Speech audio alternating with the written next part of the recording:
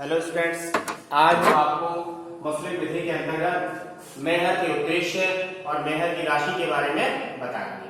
सबसे पहले मेहर का उद्देश्य क्या है, तो उसके बारे में सबसे पहले मेहर का जो उद्देश्य है वो है तलाक के मनमाने अधिकार पर रोक। यानी मुस्लिम विधि के अंतर्गत पति को तलाक की शक्ति बहुत ज्यादा दी गई है और वह अपनी शक्ति का उपयोग करते हुए पत्नी को कभी भी तलाक दे सकता है।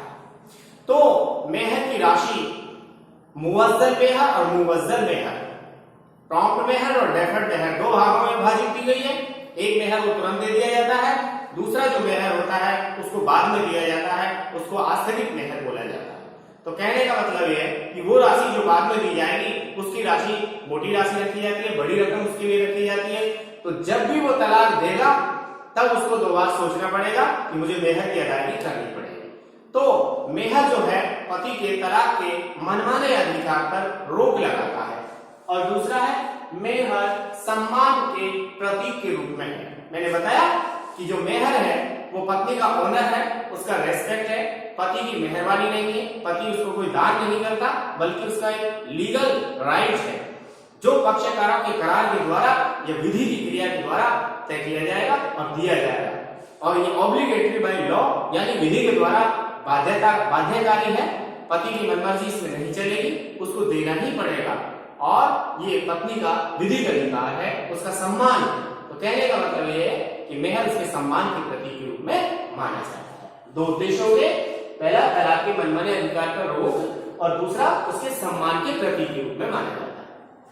अब मेहर की राशि कितनी होती है, तो आज के समय के हिसाब से जो पुरानी विधि जो तय की गई है वो इरेलीवेंट हो गई है, लेकिन फिर भी हमें इसके बारे में जानना है कि मेहर की राशि न्यूनतम अधिकतम क्या बताएगी।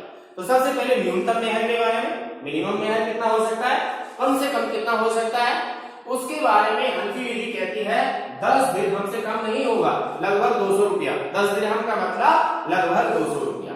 तो हनफी विधि कहती है 10 दिरहम से कम नहीं हो सकता और मालिकी विधि कहती है कि 3 दिरहम से कम नहीं हो सकता। हनफी विधि 200 रुपए से कम, 10 दिरहम से कम नहीं, मालिकी विधि कहती है 3 दिरहम से कम नहीं हो सकता। शिया और शफी विधि इसके लिए न्यूनतम मेहर की व्यवस्था नहीं करती है। अब अधिकतम मेहर, तो शिया विधि अधिकतम मेहर के बारे में बताती है कि अधिकतम मेहर कितना हो सकता है मैक्सिमम, तो शिया विधि कहती है 500 दिरहम, यानी अधिकतम मेहर 500 दिरहम से ज्यादा नहीं हो सकता। बाकी तो आजकल जो मेहर तय किया जाता है पक्षकारों के सोशल स्टेटस और उनका इनकम के सोर्स के आधार पर, पारिवारिक स्तर के आधार पर मेहर को तय किया है। अब सवाल उठता है कि मेहर की विषय वस्तु क्या है।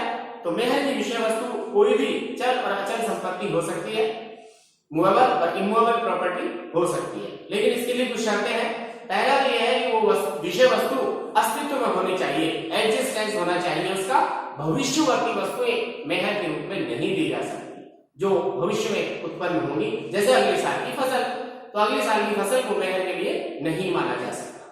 दूसरा कहते हैं कि वह विषय वस्तु जो मुस्लिम विधि के द्वारा वर्जित है, यानी कि जैसे शराब, जुआ, ऐसी चीजें जो मुस्लिम विधि के द्वारा जिनको मना किया गया है, वो विषय वस्तु भी मेहर के रूप में नहीं दी जा सकती।